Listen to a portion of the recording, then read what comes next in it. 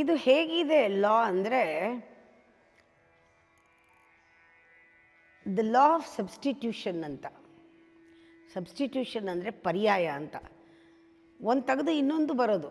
ಇವಾಗ ಸ್ವಾಮಿಗಳು ಒಬ್ರು ಹೋದ್ಮೇಲೆ ಇನ್ನೊಬ್ರು ಬಂದು ಕೂತ್ಕೋತಾರಲ್ಲ, ಪರ್ಯಾಯಕ್ಕೆ ಹೋಗಿದ್ದಾರೆ ಅಂತ ಹೇಳ್ತೀವಲ್ಲ, ಆ ಥರ ನಮ್ಮ ಪೊಟೆನ್ಷಿಯಲ್ನ ಅನ್ಲಾಕ್ ಮಾಡಬೇಕಾದ್ರೆ ನಾವು ಏನೋ ಒಂದು ಕೊಟ್ಟು ಏನೋ ಇಸ್ಕೋಬೇಕು.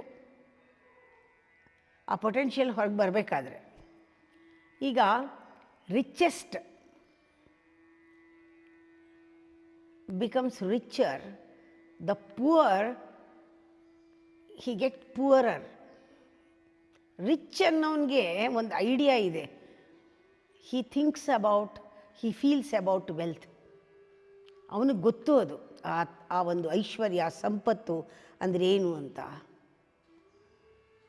ಸದಾಕಾಲ ಅವನು ಥಿಂಕ್ ಮಾಡೋದು, ಮೂವ್ ಮಾಡೋದು ಎಲ್ಲ ಆ ಒಂದು ವೆಲ್ತ್ ಜೊತೆಗೇನೆ. ಆದರೆ ಬಡವ ಆಗಿರೋನು, ಪುವರ್ ಆಗಿರೋನು, always he thinks about lack, loss, limitedness. ಯಾವಾಗಲೂ ಅಪಾಯ, ಏನಾಗ್ಬಿಡುತ್ತೋ ಏನೋ ಒಂದು panic, fear, failure all the time. ಯಾವಾಗ ನಿನ್ನ ಮನಸ್ಸಿನಲ್ಲಿ ಅದೇ ನಡೀತಾ ಇರುತ್ತೆ, ಅದು ನಡೀತಾ ಇರೋದ್ರಿಂದಲೇ ಯು ಆರ್ ಬಡವ, ಪುವರ್. ಆ ಯೋಚನೆಗಳೆಲ್ಲ ನಿನ್ನನ್ನು ಇನ್ನೊಂದಿಷ್ಟು ಪುವರ್ ಮಾಡುತ್ತೆ. ನೀನು ಆ ಸಬ್ಸ್ಟಿಟ್ಯೂಟ್ ಬರಬೇಕಾದ್ರೆ ನೀನು ಬೇರೆ ಥಾಟ್ನ ಸಬ್ಸ್ಟಿಟ್ಯೂಟ್ ಮಾಡು.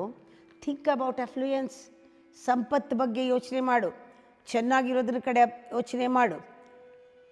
ಎಲ್ಲ ರಿಚ್ನೆಸ್ ನೀನು ಹುಡ್ಕೊಂಡು ಬರುತ್ತೆ, ಅಟ್ರಾಕ್ಟ್ ಆಗುತ್ತೆ. ಆ ಲಾ ನಿನ್ನ ಪೊಟೆನ್ಷಿಯಲ್ನ ಅನ್ಲಾಕ್ ಮಾಡುತ್ತೆ.